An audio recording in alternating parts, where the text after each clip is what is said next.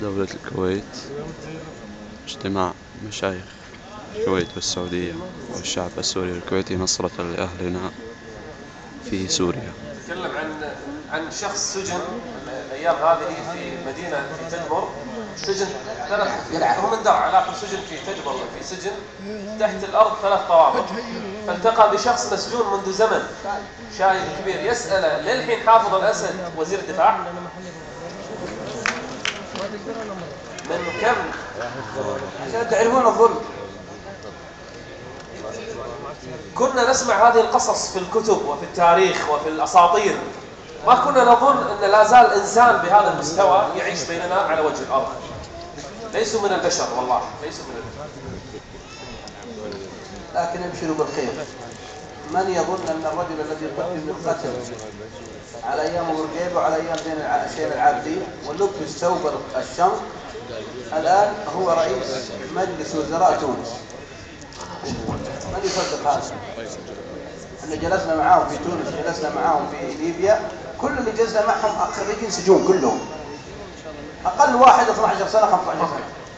واحد ليله عرسه يتزوج وبعد شهر اخذوا عمر القذافي وسجن، دخل السجن وزوجته حامل، طلع من السجن وولده عمره 31 سنه. جلسنا معهم عمره دخل السجن يا شيخ، تزوج وحملت زوجته بعد شهر من الزواج، وطلع من السجن وولد عمره 31 سنة في ليبيا. المطاردون مثل ما قال الشيخ في ليبيا الآن يحكمون، والمسجونون في مصر هم الآن يحكمون. نعم. والمسجونون في تونس هم الآن بيدهم الحكم، يعزوا من يشاء ويذلوا من يشاء. هذا كله عند الله سبحانه وتعالى. تفضل. ما أسمع شيء. طيب راح نجي، بس الأخ شنو قال؟ اي طبعا لأن صدام بس مات قبلهم، هو تكلم الشيخ عن الحقبة هذه. اي نعم، انا ما يقصد الحقبة ذي ولا كلهم شروا الدماء كلهم. ما طيب الشيخ يتكلم عن زمن الثورات، ما قاعد يتكلم عن قبل. نرجع ولا ذاك طافية مثلهم. كلهم لحقنا عليهم وحنا صغار. المجرمين المرتزقة هذول. الدماء. يرفعون قدر جمال عبد الناصر. أنا قاعد أقرأ تاريخ أمس، هذا شاب شعري شيء أول.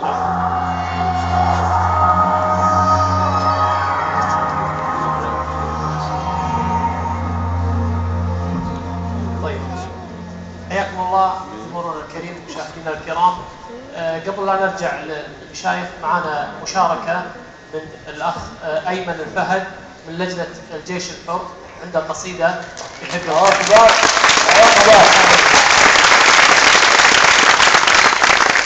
لجنة إغاثة الجيش الحر. السلام عليكم ورحمة الله. وعليكم السلام. بس طلب بسيط، حاول تختصر لأن ما عندنا وقت. تفضل. الحقيقة عندنا قصيدة قلناها لشبابنا في أول مراحل الجهاد، وهي قصيدة عن النبي صلى الله عليه وسلم وعن الصحابة الكرام رضوان الله كيف عاشوا وكيف ماتوا.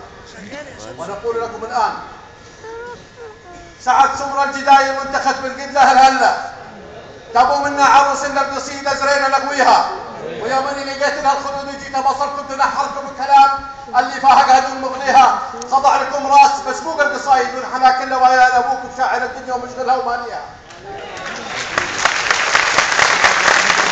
تذكرني رحيلة مجلس باق على حله، نداهي للرجال اللي تنومسنا مواضيها، رجال لو تشوف الماء غدر ما شربتوا لله، نبت عشب الرضا يا سيدي بول مغازيها.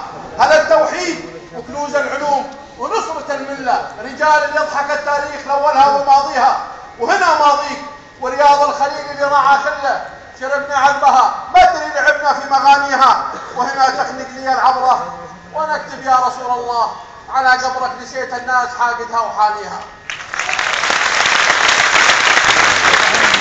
على قبرك نسيت الناس حاقدها وحانيها، ويا هناك الوفا قبر يضمك في ثرى تله، دامه بين فردوس الجنان وبين ريشيها، وانا لا من ذكرت فراقك اللي في يدي غله، طاحت الدمعه وراعيها سلام الله ما هز الصبا نسرينه فله، على الطفل اليتيم اللي عطى الدنيا معانيها، هنا بينت مصحفك الكريم ودلنا دله، معك نبدا مواعيد الكلام وننتهي فيها، هنا سليت سيف يوفي الثارين من سله، وهنا علقنا فيها.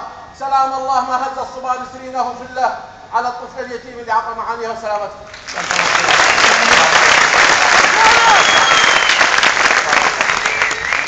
ابو عبد العزيز، نرجع للسؤال اللي طرحت عليه قبل الفاصل. شنو الدور الان مطلوب لكل شخص؟ يعني في كثير ودهم يقدمون، ودهم يساعدون، لكن شنو والله المطلوب؟ مثل ما قلنا الحمد لله انا فرحت يوم قلت انه جمعت تبرعات وانها تصل صح؟ نعم. هذا اول شيء، يعني نستطيع ان شاء الله بهذا المال ان ننصر. لا سيما ذكرني احد الاخوه يقول لا تنسوا الجيش الحر، صح؟ ابشرك قبل 3 ايام و4 ايام كان في جمع تبرعات لجمعيه الاصلاح، في يوم واحد جمع 200,000 دينار. الله اكبر. واحدة من النساء جت سلمت مفتاح سيارتها وقالت هاي تبرع للشعب السوري. الله أكبر. الجيش الحر رجعت السيارة انا في السعوديه يوم قالوا اني بجي هذا المهرجان ما شاء الله وقالوا يا شيخ في جمع تبرعات معطيك، قلت لا ابشروا عندكم الندوه العالميه عندنا الحمد لله في المملكه، الندوه العالميه الان تجمع تبرعات وتاتيها ما شاء الله اموال طائله. فهذا اول نصره للشعب السوري ان يبذل له المال وان يخص الجيش الحر، يعني حقيقه بالدعاء ضروري يا اخوان نخصه، لانه هو الحمد لله الان يعتبر كما يقال رغم انه ما يطلع اخباره، وهذا من الحكمه الحقيقه لا يطلع اخباره. وانا سالني احد الاخوه عبر الهاتف قال لي ايش رايك يا ابو عبد؟ قلت والله من الحكمه الا تظهر اخباره، صح ليش نبيل؟ حتى يشتغل بقوه، لان بعض هو نفسه النظام الهالك باذن الله يستخدم هذه الطريقه لو تكلم، لا من تحت لتحت. فاول دعم يكون قبل المال الدعاء، هذا اول شيء، لا نسجد يا اخوان الا ندعو. وانا اسوي طريقه الحقيقه رايتها مناسبه جدا ايام الهالك معمر القذافي، لاني كنت حقيقه ما انام الليل، كل ما اشوف هالاجزاء الاش لا تقطع والاش لا تمزق في ضيق صدري. فماذا اصنع؟ احنا نودي حمله عمره لمكه، عمال الذين يفدون الينا من الجاليات الهنديه والبنغاليه وكذا، عمال المستشفيات، فما يستطيعون يذهبون العمره، فنقوم باص عمره كل اسبوع الحمد لله يطلع باصين من مدينه عنيزه، واعطيهم اسم الهالك معمر، اقول لهم ادعوا عليه عند الحرم عند الكعبه. بنغالي وهندي وباكستاني مهمل موت جالنا موت والله يا اخوان اقسم بالله. والان هل سويتها مع الحملات اللي تطلع. امس اخونا براك العتيبي صلى معي، قلت له براك شوف انا بسافر الكويت وبسافر الامارات وقطر، ماني جاي اليوم السبت الثاني، ارجوك حملتك الامانه تركب الباص وتعطيهم اسم بشار واخوه ماهر، دعاء خاص لهم من الله لكم. هذا اول شيء الدعاء. ثانيا بذل المال قدر المستطاع يا اخوان، نبذل. الجهه موثوقه يا شيخ نبيل، موثوقه فالحمد لله ادفع وابذل. ولا سيما الحقيقه اللي له اخوات يعني حريم، لان الحريم اللي حط النساء اكثر بذل ما شاء الله تبارك الله، وهذا ملاحظ صح يا شيخ نبيل. الرجال تلقى يعني يعني حليل الرجال حليل، لكن الحرمه سبحان الله كما ذهب بلال عندما امر الرسول صلى الله عليه وسلم بلال ان يذهب ويبعث ويجمع من النساء. وش لقى بلال يوم جاء؟ لقى الخماء يسمونها اللي في الاذن، لقى الخروص، احنا نسميها خروص، لقى الخروص، لقى البناجر، ولقى حقة الجود يسمونها، كلها ذهب النساء جادعينها، بس خذ ذهب جدعوه. فاللي له اخوات له بنات اخت يشجعهم، يوريهم اول شيء يوريهم مقاطع مؤلمه، ثم يحثهم على الانفاق والبذل. وراكم تضحكون صحيح والله، يحرك مع العواطف، ضروري نحرك المشاعر. حتى الصغار ما شاء الله، يعني انا حتى بنتي سميه الله يصلحها وصبيه يقول امين، قالت شلون احنا ودنا حق على الموصول ماذا صلاه يعطينا زي كذا نشجع بعض. واقسم بالله كما قال الشيخ نبيل هذا المال هو داعمه، وكما قال الاخوان يعني الاخوان في سوريا احنا نسمعهم وجينا اتصالات الحقيقه. تذكرون ايام معمر الهالك كان يجيني اتصالات من ليبيا، ويا شيخ نريدك عندنا، هذا خروج على النظام، وهذا اقول لهم يا اخوان اتقوا الله، يا واقعد اتكلم معاهم. كان يسوي اتصالات الهالك عشان يبغى ايش؟ يجمع اصوات له من مشايخ السعوديه، ويمكن هذا حتى في الكويت يحصل مع بعض المشايخ. الان نفس الطريقه هذا الهالك صار يسويها، يخلي الناس يتصلون، ليش يا شيخ ليش خيوه بتقولوا مع بشار والله ما سوى لنا، كانه دافعهم الهالك. نفس الطريقه اللي كان يسويها ايش؟ نفس اللي يسويها محمد صار يسويها. طيب شيخ نبيل، شنو من وجهه نظرك الواجب على الان الشخص العادي؟ يعني في بعضهم يقولون هل هناك جهاد في سوريا او غيره، لكن احنا نتكلم عن كل واحد في بيته يشاهدنا عبر الشاشه او الحضور او غيره، شنو ممكن يقدم للشخص؟ انا بودي ان اوجه رساله اولا للشعب السوري الان، اللي اظن الكثير منهم يشاهدنا عبر الفضائيات، ومنهم من الجيش المقاتل في سبيل الله هناك. وانا اعجب لما يقول البعض اعلنوا الجهاد، وهل الجهاد توقف حتى يعلن عنه؟ الجهاد ماضي، الجهاد لم يقف أصلا. وكل من قاتل دون دينه فهو شهيد، ومن قاتل دون عرضه فهو شهيد، ومن قاتل دون ماله فهو شهيد. وفي سوريا كل أسباب الشهادة في سبيل الله تحققت. الناس يقاتلون عن دينهم وأعراضهم وأموالهم وديارهم وأنفسهم، وبعد هذا نسأل هل هذا جهاد في سبيل الله؟ هذه الأسئلة لا مكان لها أصلا. أول رسالة وجهها لإخواني هناك في سوريا إن وصلهم هذا الكلام وهذه الرسالة، أن يصدقوا الرجوع إلى الله جل وعلا والتوكل عليه والاستعانة به. موسى عليه السلام لما أثخن فرعون فيهم القتل، ماذا قال لهم موسى عليه السلام؟ قال يا قوم استعينوا بالله. اتركوا مجلس الأمن، اتركوا الأمم المتحدة، هذه أسباب تأتي وتذهب، لكن الأمر الحقيقي والتدبير الحقيقي وين؟ فوق، يدبر الأمر الله جل وعلا. يمكرون ويمكر الله والله خير الماكرين. قال يا قوم استعينوا بالله واصبروا إن الأرض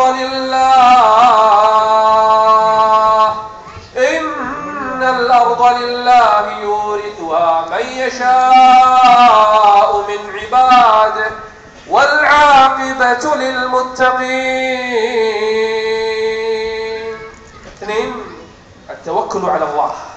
موسى عليه السلام لما استقبل البحر وفرعون وصل إليه مشرقين، قال أصحاب موسى إنا لمدركون. شوف ضعيف الإيمان، إذا ازداد البلاء خلاص ما وعدنا الله ورسوله إلا غرورا، ما في إيمان، ما عنده يقين.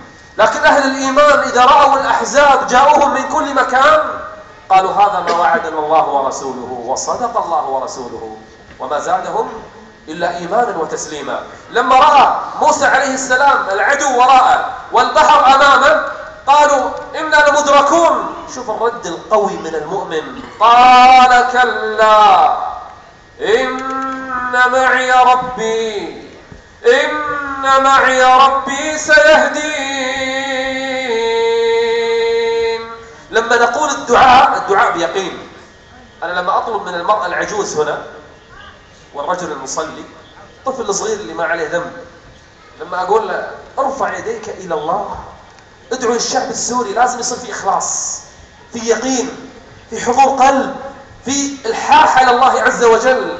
يا رب أفرغ علينا صبرا، يا رب انصرهم، يا رب يا رب. حتى يقول أبو بكر سقط الرداء من على النبي صلى الله عليه وسلم. والشيخ سليمان قبل شوي ذكر القصة قبل غزوة بدر وأثناء غزوة بدر، والنبي صلى الله عليه وسلم يرفع يديه إلى السماء ويسقط الرداء وأبو بكر يحمله ويقول كفاك مناشدتك ربك، فإن الله منجز ما وعدك يا رسول الله، فإن الله منجز ما وعدك يا رسول الله. إذ تستغيثون ربكم فاستجاب لكم أني ممدكم ب1000 من الملائكة.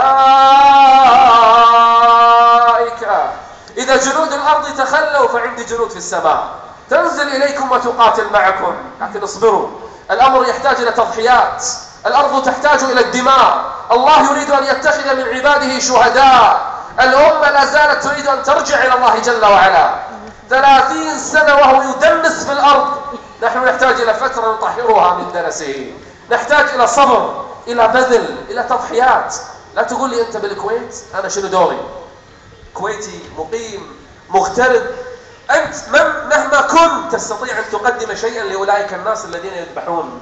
ليس فقط الدعاء، تستطيع أن تجاهد بالكلمة، تستطيع أن تجاهد بالإعلام، تستطيع من خلال الشبكة الإلكترونية اليوم تدمر دولا. اليوم الإعلام صار لا يمتلكه قناة ولا قناتين، لا والله يا أخوان يا أخوات، الواحد اليوم على قلة إمكانياته يستطيع أن ينتج فيديو من 3-4 دقائق يغير مشاعر الناس كلهم، يثبت الناس هناك في سوريا، يقذف في قلوبهم الرعب بمقطع دقيقة أو دقيقتين. من عنده هذه القدرة في المونتاج؟ من الذي يستطيع أن يجمع هذه الصور؟ من يتكلم في مجلس؟ من يذهب إلى التجار الخيرين يدعوهم للتبرع في سبيل الله؟ من يتكلم؟ من يدعو إلى الله جل وعلا؟ كل الأمة اليوم تحتاج للتجيش. تجيش الأمة اليوم يحتاج منا إلى خطة، إلى عمل، إلى بذل. لا تقول ما أستطيع. حتى الطفل ب10 سنوات يستطيع أن ينصر إخوانه وأهله في سوريا. شيخ نبيل، هل هناك مبشرات للنصر قريبة في سوريا؟ هذه الإجابة راح ناخذها من الشيخ نبيل العوضي والشيخ سليمان بيلان بعد الفاصل. لكن قبل الفاصل أحب أن ننبه إن شاء الله بعد غد يوم الأربعاء ستكون محاضرة في نفس المكان عنوانها الشام آلام وآمال، الدكتور إبراهيم دويش من السعودية والداعية مصطفى حسني من مصر، بالإضافة إلى محاضرة شيقة للدكتور محمد الثويني يعد لها تقريبا صار لها أسبوعين أو 3 أسابيع، خاصة لمهرجان ليالي فبراير. أتمنى من الجميع حضور يوم الأربعاء. فاصل أعزائي المشاهدين ونعود.